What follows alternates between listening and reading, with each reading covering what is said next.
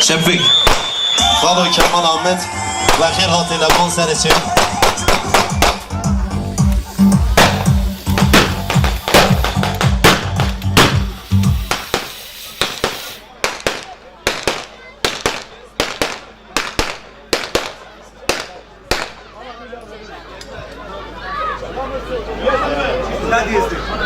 Kemal abi. Kemal abi. Kemal abi.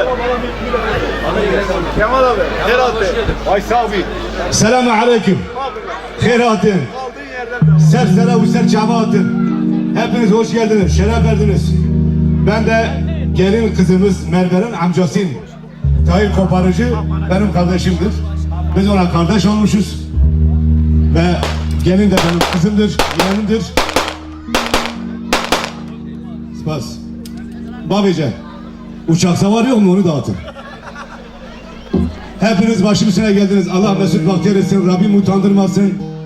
Darısı bekarların başına, evli olanlara da Allah huzur versin inşallah. Yek sıtıran bu kuyunun davi dest bir dilanı bakın. Pöfke bülürü hatta tendürü liha ve liha.